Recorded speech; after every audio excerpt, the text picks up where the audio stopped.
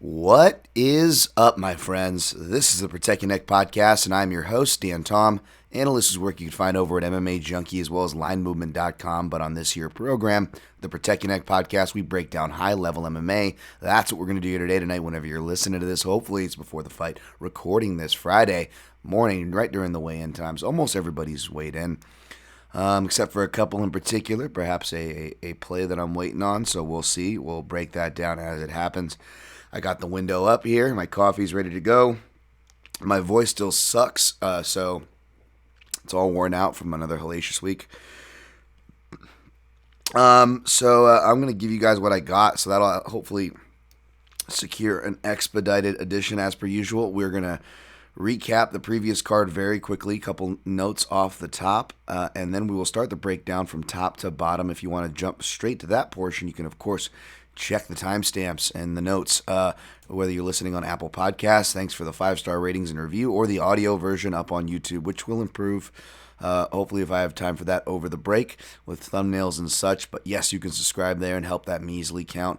Daniel Tom MMA, like this video if you're listening there. And again, timestamps for when that starts. And as always, whether it's expedited or not, you can further expedite this episode as I offer my picks and plays recapped to you at the very end. So, with those formalities out of the way, I'm probably going to have to skip Amazon read-throughs this week and maybe next week since I already recorded that episode. I just don't want to take any more time, and I don't have it pulled up. But next week for Christmas, I banked a top 5 episode. My man Aaron Bronstetter, at Aaron Bronstetter, of course, of the TSN MMA show, who one of the few podcasts I love and still listen to in the MMA space, right? He was kind enough to come on. We did our top 5 fighters. As you saw, we posted on Twitter, fighters you thought would become champion, but never quite did. That'll be my holiday offering to you guys. As per usual, I don't. If you notice, I kind of gave up on my Necky awards that I used to do here. One, because it kind of ran too close to a podcast that I enjoy, the Handies, Heavy Hands, and 2, they already have an award show that's pretty awesome as far as like trying to do different stuff than the typical awards, because I don't like that for one. So like they do a good job, so I want to give them a plug there, as well as Connor Rebush. Gonna have him on hopefully the beginning of the year. We're trying to work that out now, so long overdue to get him back on here, and want to send a plug their way, and as well as the previous mentioned show. If you're looking for award shows, again, I won't be offering that to you. Aaron Bronstetter did an awesome one with an awesome panel. Again, go check out his podcast. Like Brian Campbell on there is always funny. Sean El-Shadi, my colleague Mike Bond, Bad to the Bone, and Mark Ramundi there. A great award show. And again, I'm not good at that stuff anyways, folks. Like, I'm contrarian Dan Tom here, and nobody really cares to get my views on it. And the dudes that I did have on my shows before are great, Jim and Matt and Keith and all them. And if they wanted to get together, of course, I would never turn that down. But it just... Man, everyone's got better things to do, man. It's busy. It's holiday time. Shout out to Jordan as well, of course, who I actually was going to have him on as well, but it's crazy. It's holiday time. It's a crazy year for everybody, so I understand. Again, not playing a violin, but I will say as I move on, I just to kind of apologize, and I won't really get into it, but man. If there's a sense of tone, I think I had a really upbeat episode like a week or 2 ago. It was really fun. We had some nice, pedophile Forrester going on. We had the whole deal. But if I seem a little downtrodden or not myself, or those who interacted with me, who's interacted with me lately, probably have seen that. I apologize. Just one of those things where it's like I hate people that just are like, depression's not. Hopefully, this year has ended a lot of. Conspiracy theories and all the anti-mask stuff is higher than ever, but like hopefully this year has ended a lot of the perceived fallacies of like mental health, and how easily and important it is, and how easily it can be tampered even with the strongest minds and people, so to speak. But yeah, man, I don't know what it is. Something about this time of year. Maybe it's holidays. I'm not a holiday person. My childhood wasn't the worst, but it wasn't normal. For those who listen to the Tourette's podcast there, but like part of Tourette's isn't just like all the bullshit you see on like TV and the media, how it's portrayed, but like the real killer is the comorbidities of it. The depression, the OCD, ADD, and I know people that struggle with just kind of those individual can hopefully relate, and hopefully it's not the same case with you, but like over the course of this year, it's kind of grown, I was kind of living this pandemic lifestyle like years before, as most of y'all know. So you think that it should be easier for me in a certain case, but it just feels like it's kind of built up more. And yeah, around holiday time, man, I don't know if it's like, year-end stuff. And I'm not an awards guy, so it's weird. It's not even for like an ego thing, but like, it's like that saying like, oh, this guy's not getting a Christmas card this year. And of course, we've kind of gradually moved away from that with the internet and technology and things. But the theme behind that saying is like Christmas time is where you find out kind of who's included and who's not. And from family, friends, or lack thereof, relationships or lack thereof. A lot in my case. I don't know, maybe it's just those things, but this time of year, like even when I'm like again, a couple weeks rolling strong, it just fucking creeps in, man. It's not a thing that like I'm actively pointing to, and most people who really do, suffer from those types of comorbidities will tell you the same. It's not a choice, believe me. It's not a choice. So I say this at the risk of now, I know people are going to, I'm not fishing for people to, come in my DMs. You guys do that anyways because a lot of you are kind individuals and I don't deserve you. And the people that are kind just blows me away. I'm not doing that for this reason.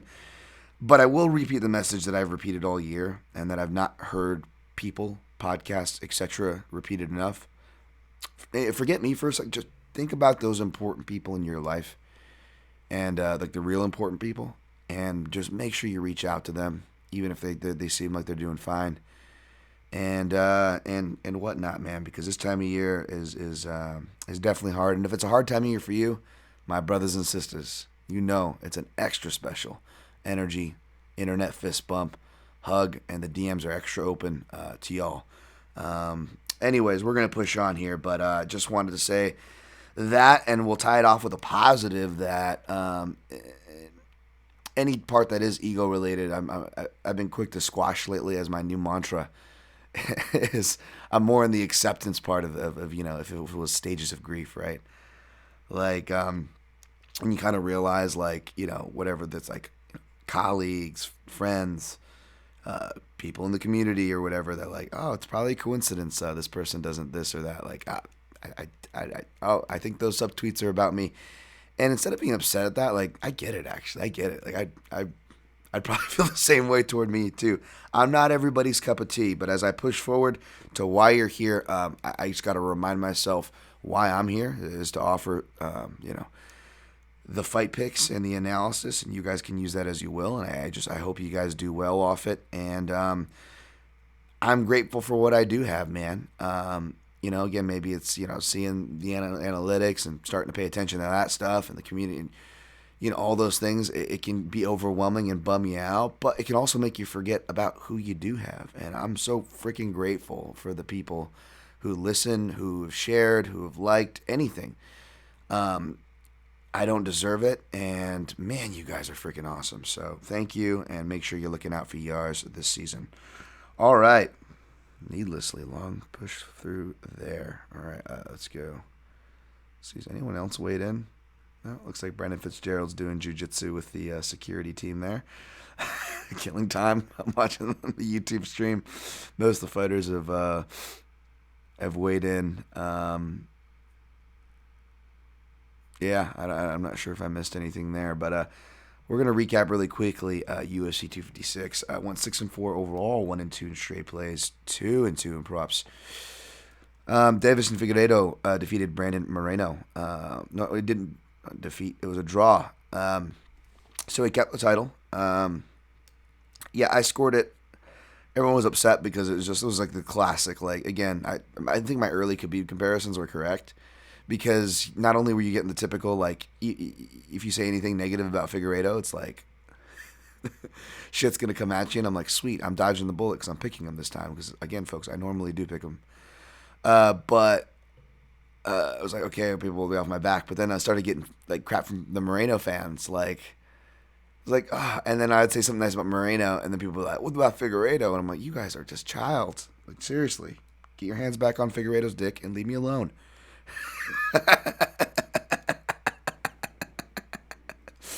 Figgy scent. I'm sorry, I'm not going to continue to call him the Figgy Smalls. That's like... The guy's a 50 Cent fan. It's like showing up to... It's like showing up to an exotic chef cook-off with macaroni and cheese and being called the Souffle King. It doesn't make fucking sense. So Figgy Cent retains the title. And again, I picked him by decision. Even the people that were like, on the Figueiredo bandwagon, both legitimately and dick riders alike, all of them, everybody was like, nah, I don't know if he's going to go to decision. Like, even though, the Figueiredo camp is the same people that are like giving you crap if you question the man's gas tank, which I never did, even when I picked against him, for what it's worth. So again, I'm keeping consistent here, and I thought Figueiredo could do enough for 5 rounds with the shape that he's been coming in and whatnot, and I just also thought that Moreno was going to be tough. Not going to be after the fact, but I do. The overs did save my ass, so hopefully you guys played it, because especially with the draw. Even though I agree with the point take, but I don't necessarily agree with the draw, because I did score 4 rounds to 1 Figueiredo. For what it's worth, they were very close. I could see a 3-2. I scored it 4-1. Not trying to die on that hill, just saying what I scored, saw the night of. Have not gone back to rewatch. But the point taking, let's be real. I feel for you bettors more than most bettors have hearts, because the ones, especially the ones that don't listen to this show, the ones that do listen to this show, I seem to attract the very few bettors with empathy in their heart. But most, don't give a shit, so it's kind of hard to sympathize for them. But I do. That being said, let's be real. Most people getting mad kind of like, Jason Herzog's clever tweet. It's like, how much did you lose, bro? How much did you lose? Going hard on Figueiredo. Figgy Schmalls. But Figgy Cent retains the title, as he should. Moreno gets respect, as he should. Put some respect on that name. Brandon Moreno. Fucking scrapping his ass off out there. Love that kid. Kid didn't want to fight. But yeah.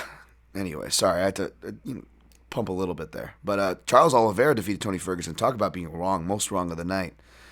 Got to give props to Oliveira first and foremost. Props to the longtime Oliveira fans who are the ones that deserve to brag here, definitely. Like the MMA analysis guys.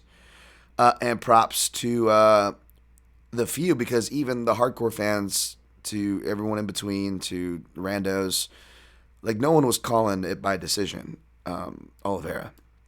Let's be real.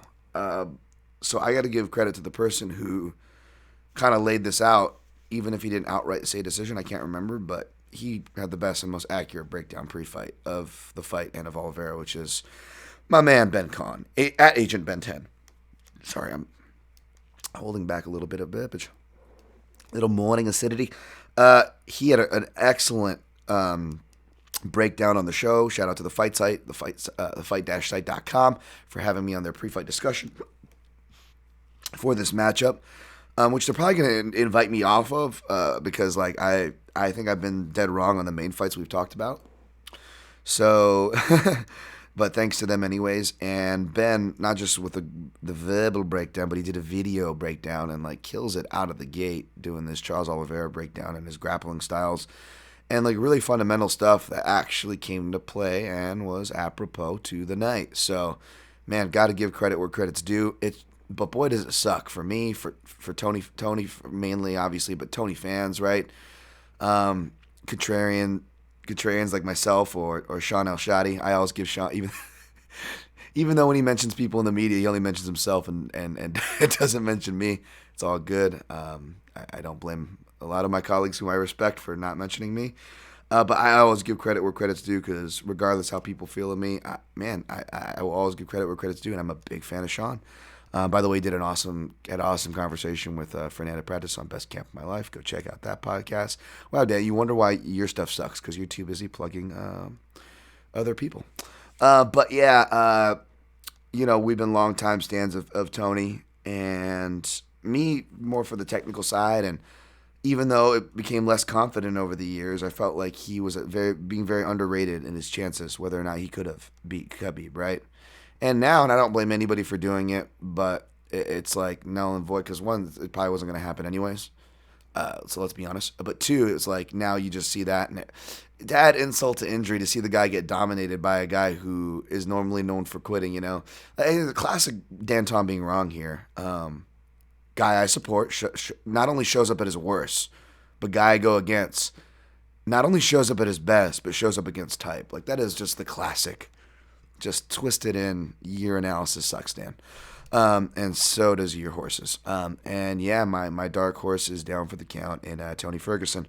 And another thing that I hate too, aside from like, which this wasn't the case of like super technical process guy and then just getting outdone by the bare minimum athletic moments, which is like, my pet peeve for losing. Like, it's the worst way for me to lose, at least personally. My least favorite way. But like, it was, and my under didn't even go because I was like, okay, well, if Oliveira will win, it'll go. And I'm like, damn it, Tony. You could have saved your arm and saved us some bets there. Even Bronx bettors probably feel me there, whether they want to admit it or not. Because I know a lot of people always hit the sub and the inside, the distance, and yada, yada. Because, again, even Oliveira people were, like, not picking it by decision, right? And yeah, I know I took some shit for talking about Tony's gait. And I did kind of, despite my support for Tony, I did suspect that it was weird. We were seeing a lot of it more over the last 2 years of him rehash old training footage of anything where he's moving impressively. And any of the other stuff, his kind of gait and his general movement seemed a bit slower. I wasn't sure how much to read into it. Clearly, I should have read into it more. And yeah, I guess what I was rounding out to is one of my other things I hate is when the easy take ends up being right. And nothing wrong with it. I mean, oftentimes it is Occam's razor, right? But just hey, he has one bad performance, he's washed. Like, I hate that. And this is, it validates all those people, whether they were just in taking it or not just, educated or even took a time to have the opinion or just shelled it out or not. It didn't matter because they're right, they're right and I'm wrong. And all the previous conversations and audacities on how I could even give Tony a shot against Khabib since 2016 or whenever I've been talking about it and breaking it down. All those people, come back to my face and be like, "Oh, see your boy," and it's just like, oh, great. So, yeah, and it's just one of those typical things of, at least me and shout out to Phil McKenzie, gave him his due on top 5 unluckiest fighters because boy, were we even more ahead of the curve on that one because boy, does he really seal the book on that, man. He probably would have moved to number 1 if we would have recorded that podcast after UFC 256. But that's enough on the Tony Ferguson obituary. Got to give props to Charles Oliveira and not let it take away from him. But let's not pretend that, again, this is a case of old guy burn out, young guy gets it. Like Oliveira has had more miles on him, UFC miles, than Tony. That's the crazy part here. But those Brazilian anomalies, man, he's like those RDAs and these other guys, they just have these renaissances. Maybe Aldo, we'll talk about him. Mackenzie Dern defeated Verna Jandiroba, not much to say there. Kevin Holland defeated Ronaldo Souza, very depressing, but happy for Holland. Cyril Gane defeated Junior Dos Santos. The over barely got over by a couple seconds. We got lucky, and then I was immediately saddened because what JDS has become. Even though I ended up playing old Pineda inside the distance and ate that bet, I was happy to be wrong because Cub Swanson is the man, and he was the only old guy to survive. Ended up playing Fiziev the way my night was going and the way his line was trending, and I'm glad I did. I definitely feel for the Moicano bettors. I don't think you're crazy. I'm definitely not going to victory lap, and that one, I feel for you. Like, it just made sense, and I feel for Moicano because this is one case where I hate being right. Like, I could be victory lapping here because I've had these suspicions about him, and now it's paid off for the 3rd time in a row. But I hate being right because I want the best for people, man. Whether I'm betting against them or not. Same way I say to you guys, I generally want you guys to do well. So that sucks. Gavin Tucker defeated Billy Quarantine. Billy Quarantine lost during the pandemic. I know that was a bad sign of things to come, was it not? As much as that sucked. I'm still a Billy Quarantine guy. I don't want to be one of those, bandwagon hoppers. And even though I don't want to be revisionist history, I was one of the early bandwagon guys for Gavin Tucker. One of the few touting him pre-UFC. I just thought that the injuries, layoffs, and beatings changed him. Again, everyone can overlook that now, but they'll be the first to bring it up for a guy like Tony. Like it's not an exact science. Like to pretend that we know is silly. We have to wait for these fights to happen. And boy, did I did I eat it from the betting side on betting on what would happen, right? Tisha Torres defeated Sam Hughes. Good on Torres. MMA Junkie is a clarification of Sam Hughes on what went down there. But yeah, it was a really odd choice by Cormier in the commentary. I don't know what he was trying to get at there. Chase Hooper defeated Peter Barrett.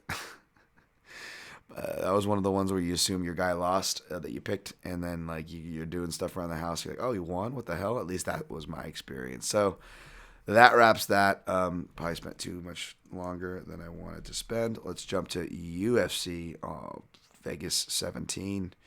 UFC Fight Night 183, I guess. UFC on ESPN Plus 41. UFC Thompson versus Neal. All right. So we're going to go from top to bottom. Got Jeff Neal minus 120, Stephen Thompson plus 100. A bit of a last-minute shift up, so there is no write-up this week, MMA Junkie. But as I'm speaking to you, video breakdowns are up on the MMA Junkie YouTube channel for both this fight, the main event, and the co-main event, if you want to check that out there. My man Abby Subban does a great job. We're very lucky to have him, as well as Kenny, for our video small but super team. Very grateful for those guys and the work they do. Go check that out. Also, instead of the written, I got some Romero Rumble analysis coming out for Junkie you can keep an eye out for. All right. Yeah, they opened at Pick'em and let the public do what they will, and it seems like both the public and the odds makers are just on the trend, which is an age-old trend, but one that's been fruitful of late. I know this is probably why like so many people in the betting community don't like me. I think I made fun of the trend of fading old guys too much or jerking off hype fighters. They're just like, and they take me too seriously instead of God forbid, looking at ourselves and laughing a bit. I guess it helps when you're like me and you got a lot to laugh at when you look in the mirror. But don't do it too much, folks. But it's healthy. It's healthy. But yeah, it's I don't know. It's a fruitful trend, though. Say what you will, joke about it what you will. Like I just recapped on the card, aside from Cubby, it's been a fruitful trend. So maybe that's what's going to happen with Stephen Thompson. He's one of the few guys I had never picked against before, and I picked against him despite my Kempo Karate bias and my technical eye bias and my Stephen Wonderboy Thompson, the fan in me bias or whatever bias you want to lay. I picked against him in the Vicente Luque, but it was because of leg kicks and perhaps the chin. But Wonderboy took some hard shots, answered the call. Leg kicks still don't seem to be bothering the guy. Even when they do, like in the Darren Till fight, he's got the poker face and then waits to the end to limp. Same with his hands, broke both of his hands again, but he's had time to heal. The Darren Till fight, 1-1 against UFC Southpaws. The loss comes to Till, but I don't really think he lost that fight. Can't make a big argument because neither did much. And people forget, Thompson was kind of talked into a quick turnaround. He only had one hand. He freshly broke his hand off of a Jorge Masvidal fight. So he was like a one-handed bandit in there. So it's a real tricky. Could he fall off the cliff and get knocked out? Yeah. But if he doesn't, I think he pulls away. I went back to watch all of Jeff Neal's stuff, and I think the small cage is going to help him because Thompson, despite those fight night cards, has never fought in the size of the cage that they'll be fighting in the Apex. It's going to help Neal, who it gets overlooked for his offensive grappling and wrestling, which I think is going to have play. One, strategically, because of the small cage, even though getting Thompson on the ground is harder and corralling him is obviously going to be hard and harder than it seems. But in theory, yeah, you want to get the striker on his back. And Neal's got really nasty elbows and good top transitions. He did a lot in his earlier career. Secondly, even if it's not a part of his plan, which Saif Saeed's in his corner, so I think that's going to be good. We've seen people that have done the best. We've had strategists from Duke Roufus to Din Thomas in their corner, right? Probably no coincidence. So Saif Saeed, definitely good if you're a Neal supporter here. But when going back to watch Neal's fights, like whether it was the Kevin Holland fight and he's dealing with length in his amateur career or his more relevant fights like against Nico Price, where he's not that technical, but he's long and he can competently counter. He looked really uncomfortable. So against a long guy with better footwork and some of the best counter competency of all divisions, I feel like if Neal doesn't set a tone he likes right away, I think he's going to be real uncomfortable in space, and that's going to force him to either close the distance and blitz, which will either work for him or won't, or it'll make him close the distance and level change and shoot, which will see if it works right away. And if it doesn't, I feel like that's going to take his confidence away, more so than a dedicated wrestler who is okay maybe with failing because they know they're going to eventually get to their game, right? So I don't like that. The pressure cooker on paper may bow badly for Thompson, but thematically, stylistically, from what I'm seeing, I think it could bow badly for Neal. I think it's going to make him, even if he wants to come in more measured, that is the game plan. I think it's going to make him more urgent. And for that reason, I feel like the under is the most potent play here. It only went up to minus 150. I don't want to say only because you don't see it get too high, even popular totals, right? So I don't want to get too out of hand with my wording here. But I did get it at minus 140, which isn't much cheaper, but still I feel valuable. Plus money would have been great for an under, right? But as my man Dan Levy on the Line Movement MMA Betting Show said, that's the total with the most percentages to hit, the under 4.5. Which obviously makes sense. So I don't feel bad about it here. I feel like whether you're playing Neal, which is playable chalk minus 120 if you're a big believer in him, or you're playing Thompson for the plus money at plus 100, I feel like pairing up for an added bonus or a possible hedge coverage, pairing up your straight money line play with that under is going to do well. So the under is probably my most confident of this card. And I paired it up with a Thompson play at plus 102, 7.5, and that took the under 1.5 at minus 140. Take a sip of coffee. Jose Aldo minus 150, Marlon Chito Vera plus 130. Yeah, man, I don't blame people taking the dog here. I don't want to say it's dog or pass because it's a playable line for Aldo, which looks like people are. He's already went up from minus 140, the minus 145 that he's been settling at. I think because he made weight. I wasn't really worried about him making weight. You could say he looked frustrated, but he's looked way worse on the scale. He was walking fine, urgent, cognitively balanced. I liked it. And again, he's been looking like he's been keeping a low weight on his IG. So that didn't surprise me so much. Of course, we all know Marlon Vera is a professional and he keeps himself in shape year round. So him coming in shape is no surprise. Marlon Vera, like Brett Alpe, shout out to the guest there on the betting show. Like he said, he's going to be a favorite by round 3. But early on, the favorite's going to be Aldo, right? But Marlon Vera's never been finished, so if Aldo doesn't get him out of there, he could be in trouble, gas himself out. But it's not even so much gassing; it's pockets of time to recoup, which is why I picked builders like Max Holloway against him. Even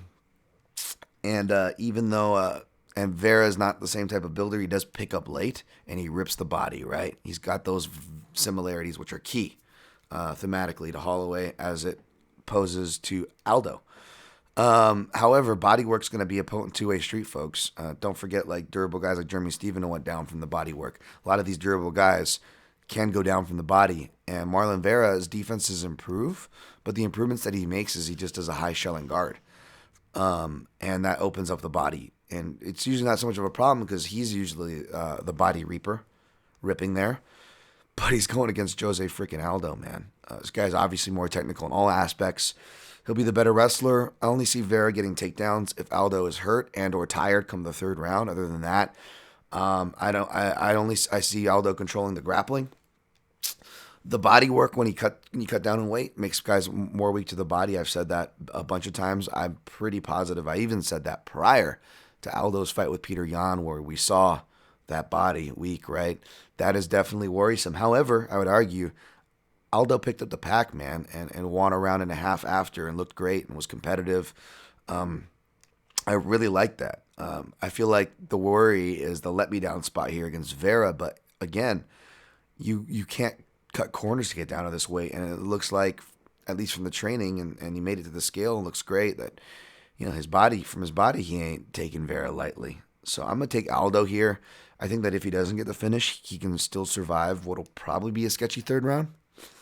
All props to Vera. Good luck to Vera betters if you get this one. I love Vera and Timo Yama, but I'm on Aldo here. I'm not on him. I haven't played him yet. Maybe not if the line keeps going up. Maybe I missed my opportunity, but I'll probably sprinkle. Good luck though. Michelle Pajeda minus 125. Chaos Williams plus 105.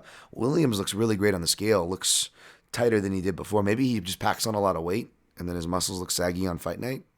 Not shit on a guy who looks fucking like a dime piece and compared to my ass. But I got to judge with a fine comb, and I'm saying that the guy is looking more tighter as his competitions happen in the UFC. Good sign. Good sign. Initially, he was leaning toward Williams. Maybe it was the plus money. Maybe it was just those impactful counter punches. He looked cleaned up. We just didn't get to see a lot of it. But if, in his last fight, he looked tighter, was finishing with a jab, and I think I even called it in my tweets where I was like, oh, he's baiting that leg kick. He's going to bait him back with it now. And then sure enough, so I was like, oh, it's smart. He's kicking the guy who leg kicks, right? Justin Gaethje to Edson Barbosa, etc. But what that also does is it makes them want to kick back for ego, and now you know when they're going to kick back instead of having that worrisome anticipation for it. Now you're setting the tone with it, and you're ready. And Chaos Williams kicked him knowing that he was going to get him to kick back, and he had his right hand ready. So maybe he knocks out Pajeda, but Pajeda, maybe it's the karate in him. He has a really good striking defense, not just by the stats, which I really go by, but if you really watch him, he gauges distance really well, which is why he's comfortable doing really stupid stuff. But I think he's the better wrestler and jiu-jitsu guy, even though he doesn't use it as much as I'd like. Chaos Williams looks like he uses it accidentally. Like when he goes for takedowns, they're on accident because he was throwing himself out of positions and punches. And when he was getting on top, doing good work on the regional scene with ground and pound, it was because the other guy was shooting on him, and it was a messy scramble, and he just ended up on top. So it's hard to get high on his wrestling or anything like that. Basically, both these guys are going to fuck up. It's hard to make that decision there. It's just Chaos Williams' fuck-ups are going to be really basic and unimpressive. And Michelle Pajeda's fuck-ups are going to be very grandiose, but really freaking stupid. So if this goes long, like I think it might be, the judges may award really fucking stupid. And he's got a better gas tank as well than Chaos Williams, who is a pocket burst fighter as well. So I'll go Pajeda, but no totals. Nothing is confident. Next fight, Marlon Moraes versus Rob Font. Did Rob Font even hit the scales yet? I don't even know. Marlon Moraes minus 150, Rob Font plus 130. I'm picking Font here, and I'm going to play him. But, sorry, I'm going to be scrolling through my timeline as I talk to see if you waited. But yeah, man, it's like, again, but the Aldo and Pocket cardio, example. I used to think, based on falling from the WSOF, that Marlon Moraes was better built for 5 rounds than people gave credit for, but that's proven to be untrue. And from chin to gas tank, it really seems to be falling apart. And I know he's in camp changes. Even for like the Aldo fight, he actually used on fight week used the meal prep service that I use on a week to week basis. So he's been trying to make these steps to come in lighter and improve his cardio. But I just think it's one of those genetic things where, it's one of those genetic things where he sorry, I'm gonna get a sip here. I don't know if he can help it. And Rob Font, he's not a builder in the sense of Max Holloway, but he's been putting up massive numbers. He doesn't gas out. You don't have to worry about with him. And he's not as diverse as a striker as a Corey Sandhagen. But I really like what he's doing with the feints, man, and the length. And I think that's going to be a big problem for Moraes. If Rob Font, I found out it was a complete knee replacement. I thought it was just a basic surgery, so that's a bit worrisome. But he looks to be moving around okay. Even though he got up to 160s, I don't think it was that credibly high. He's a naturally bigger bantamweight, and he looks like he's in good shape. Interviews, got the weight in point, like the way he's moving. He's been getting the pandemic experience, even though not fighting, because he's been cornering and going through all these protocols, so that won't be new. And I have a sneaky suspicion that Font will be one of these fighters who fight better in the crowdless era. I mean, if you look at 2 of his 3 worst performances, it's hard to see the Assunção. That fight never should have been made. Assunção was on his peak and on his 4th time or whatever getting screwed over for a title shot. And stylistically bad fight, offers counters that Marlon Vera won't. In the punching and wrestling department, of course, Marlon Vera. Marlon Moraes won't. Of course, Marlon Moraes is one of the best counter kickers in the game. But it's a different kind of counter striker. And the other 2 was Lineker and Pedro Munoz. And both those were in Sao Paulo, Brazil. Remember when they had crowds, folks? Vai morrer. And he's not going to have to be dealing with that. And he admitted to those performance anxieties. So I think he actually is going to do well in a small cage. It's going to force the action, which is going to mean that Moraes is going to be probably a first-rounder bust, which means even if you're not feeling me, I think you should leave the door open for live betting opportunities if that's what you do, if that's what your book offers. Because even if Moraes is a good round, I think that'll make Font live if he survives. It's just how is his leg going to take those leg kicks with the knee? You know, which knee is it? Is Moraes going to target it? How well will he be able to get it with Font's distancing and feints? Font's game really seemed to tie together once his defensive grappling caught up, and I was really proud of the call and his performance on his fight against Ricky Simon. So, you know, we'll see. We'll see. I'm going to take Font here. Kind of worried that he, you know, for his weigh-in. That's why I'm looking to scroll to see if he weighed in. Tyler Santos weighed in, looks like, since I've been talking. Let's see if Greg Hardy, Jabora, we'll talk about them. Yeah. Yep, I don't know. I don't think he's weighed in yet. Maybe not. Maybe he already weighed in. But yeah, I'm gonna take Font here, plus 130. I think I did half or 3/4. I think I did half. I don't know. I think I did half with maybe I might throw more live. Yeah. Next fight, Greg Hardy minus 125, Marcin Tybura plus 105. I hate picking this fight.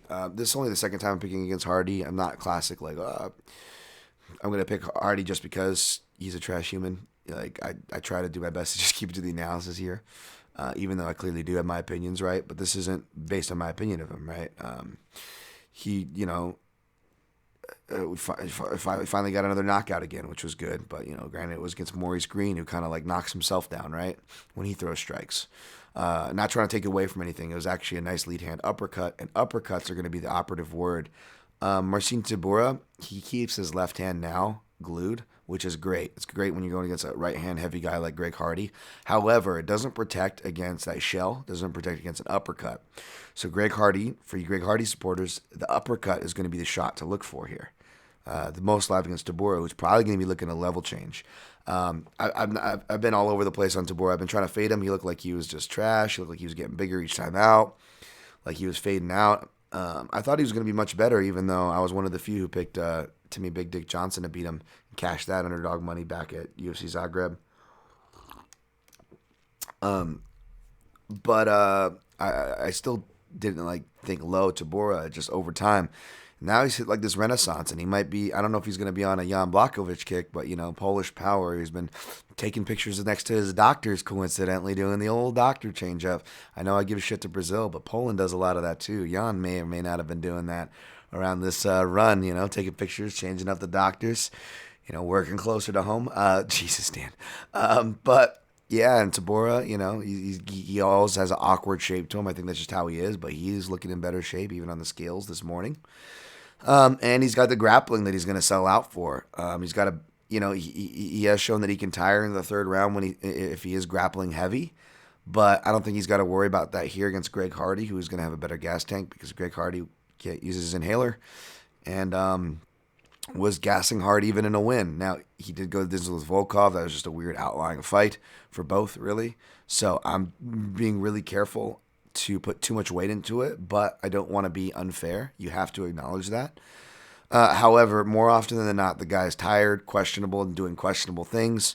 I think something will open up for Tybura. He gets the mount, or he gets us to the ground just once. He is one of the few heavyweights who can take mount and take back and ride a guy who turtles up.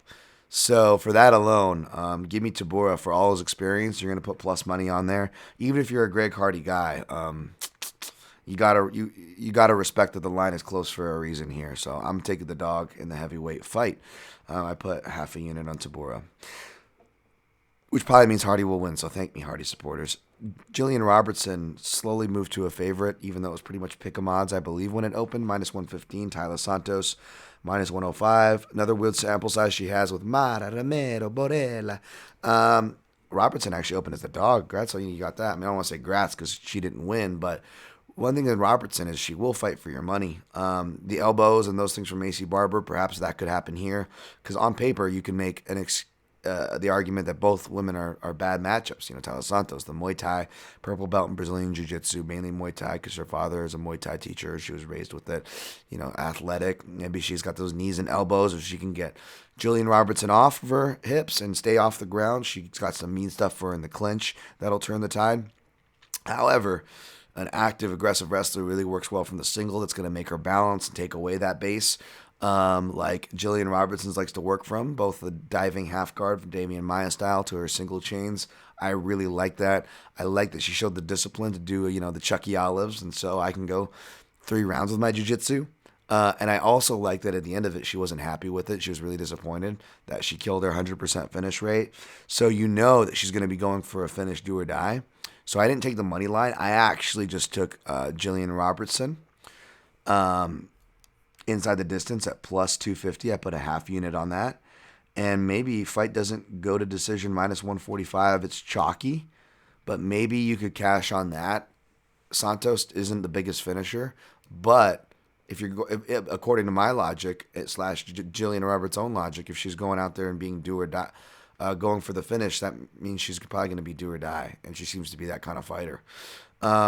However, I just feel like Tyler Santos, she could be winning and defending takedowns, and she may just fall into the guard anyways with the kind of style fighter she is. So I got Robertson here. You don't got to follow me off the cliff on the play, but that's the angle I'm taking is Robertson inside the distance plus 250. Anthony Pettis minus 230. Alex Morono plus 190. This line was tighter earlier in the week. I think we're all hesitant to pick Pettis. Morono showed a strong pace in his last fight, and he comes from Fortis MMA, a respected camp, a game planning camp, and a camp that produced a win over Pettis in Carlos Diego Fajeda not too long ago. So perhaps that's where our heads were. But when you go back and look at it, Morono, he still has pace. He still can get tired. Even in that fight, it was the low blow that arguably saved him, and that whole mouthpiece debacle in the ring. He was able to catch his breath because it looked like the tide was actually shifting in that fight. We forget about that, right? And then 2, you look at Pettis' fights and you poke holes, but with that interview he did where he's coming out about the alcohol and marijuana abuse and all these things and depression and all, it kind of makes sense. You look at his weight and stuff, he was ballooning. Again, a guy who pays attention to the IG and where they're at. Pettis was carrying some extra weight on the 155 and 170. Whereas he's looking in better shape than his 55 camps coming in for a 170 fight, which tells me that, could he shit the bed? Of course he can. Right? But at the same time, his body ain't lying. It was with the Aldo thing. The body's not lying. That's for damn sure. So I think that other people feel the same way, which is why Pettis has been bumped back up to parlay piece material, which parlay piece and Pettis does not go together. So I am hesitant to say that, and which is also why I've not played anything on that fight. But I think Pettis is gonna get something going with his kicks, and then gonna draw Morono probably into a counter right hand. Good on Morono if he can get it. He just got a 2nd degree on his Brazilian Jiu-Jitsu black belt, but I don't know if he's got the same grappling, wrestling as 3rd degree Brazilian Jiu-Jitsu black belt, Carlos Diego Fajeda. Let's see. Carl Roberson, minus 255, is not going to be fighting. Wow. Dalshala Jambula still made weight, though. Boy, did that guy look fucking... Whew. I mean, Rogan would have been move over, check Congo. You know what I'm saying? That guy. Whoa. Easy, Dan. Sajara Eubanks, 160. Barely made weight there on that. Against Penny Keans at plus 140. Maybe I always forget how Not trying to be creepy. How much of a good-looking lady Panty Kianzad is? I'm gonna go Panty Kianzad here. Well, then that was really sexist, wasn't it? That's not the reason. She looked much better on the scales, health-wise, and like what I saw from Sarge there. Sarge will have the ground advantage here. Look for her to score takedowns, and that's probably why she's favored. But if Kianzad can keep that short up and on the feet, I do think she's the better boxer with a better volume, the better athlete, the better, stronger, and bigger fighter. But no plays there. That's an avoid. Antonio Arroyo minus 165, Darren Wynn plus 145 is going to be an avoid till seeing him on the scales. Darren Wynn did not look confident that he was going to hit the 194.5 mark for a 195-pound catchweight, which is very troubling. It's very troubling that he's even fighting at that weight. And the matchmakers are doing the old classic, like, okay, we're going to give you fucking Brazilian Luke Rockhold here and Antonio Arroyo. Again, all of 6'3", borderline 6'4", southpaw. It's going to make him feel even longer in there. And I don't know if Darren Wynn, I know he came up in AKA, but I don't know when the last time he was able to train with Luke Rockhold, because that's who this guy is, essentially. But who knows who he is, because he's super young. He's been training with high-level camps, and we haven't seen him in almost a year. And Darren Wynn doesn't have good enough control game, much less submission or strikes. And if a guy like Muniz, who I've been telling you all about, warning you all about, played him there, Cash Muniz twice as underdog. If Muniz wasn't able to submit him, that says a lot, because Muniz is legit. I mean, you want to talk about, again, third-degree Brazilian Jiu-Jitsu black belt. There's one of the few in the proud right there, Andre Muniz. So I got Antonio Arroyo here in whatever form he shows up. It was funny, after Darren Wynn weighed in, he walked by Arroyo, and Arroyo did the double take like, I'm fighting that guy? I thought I was a child. So yeah. All right, moving on. Tafon Nchukwi. Oh my God, minus 350. Jamie Pickett plus 290. Didn't tape this one. This feels like a trap fight, but I'm taking Tafon as I did on the Limelight MMA betting show. Shout out to co-host Dan. Of course, I was wearing my my Thick Willie sweater. Who you beat Thick Willie, by the way, Tafon. My Christmas sweater with that thick dude on there, and I just pointed to that for my pick. And I just love how, even though it's two black dudes fighting each other, Dan knew exactly what I was talking about. I got Tafon here. Christos Yago steps in minus 325 for a catch weight against Carlton, minus plus 250. I actually watched some Carlton minus last night. He reminds me of Sean Spencer, man. He's like the poor man Sean Spencer. Remember him? I was just talking about him. He lost to Mike Powell this fight night that Thompson fought on, that I was at. And Christos Yagos looks like he's been with the UFC this whole time since his last loss, and he's been asking for a short notice opportunity in shape since August. So he looked good on the scale. So at first I was like, why the hell is he at minus 325? Or did he open at minus 325? And he did. But I could see why. He should win. He should win this. It's funny. He's probably, ironically, one of the more comfortable parlay pieces in comparison to Tafon or Pettis, and he took this fight on 3 days' notice. Like, that kind of tells you about this card. Like, I'm just sticking to straight plays, which my last one, of course, I'm still going to take a shot on Cody Durden. I waited to see what the weigh-ins, but it looked like if anybody had a harder time making weight, it was Flick, who looked kind of like off, but he kind of is kind of a goofier dude, right? And I'm not hating on Flick. He's one of the few guys who got an A+ on my grading the winner's take. But I wrote about that breakdown at linemovement.com on that fight again for the second time, so I don't want to get into it too much. So I'm going to take Durden here. I just think he's the better MMA wrestler and the better striker. And if he can survive the first round, it's another live betting. If you're not completely on board, maybe a live betting opportunity or to either hedge, play, or buy your way out of a Flick bet if it's not going your way and he fails on his submissions in round one. So I took Durden. So recapping, taking Thompson over Neal, taking Aldo over Vera, taking Pajeda over Williams, taking Font over Moraes, taking Tibuda over Hardy, taking Robertson over Santos.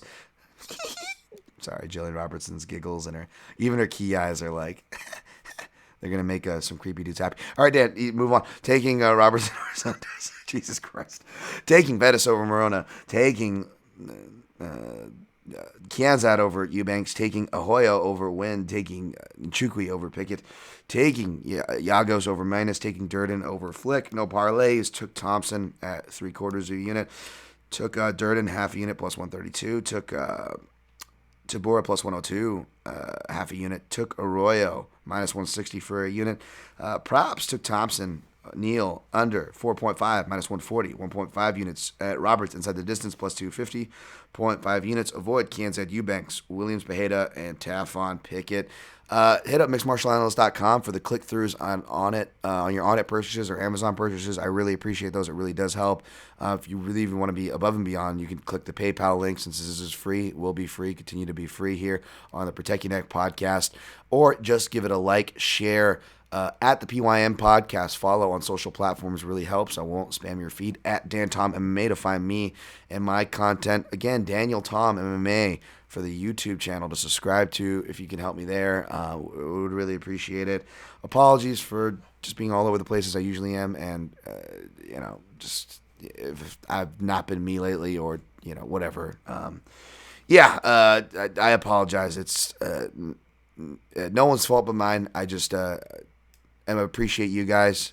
I genuinely wish you guys well this holiday season. I genuinely, even if you're against me, I'm not petty like that. I genuinely wish you luck on your picks and plays. And always protect your neck.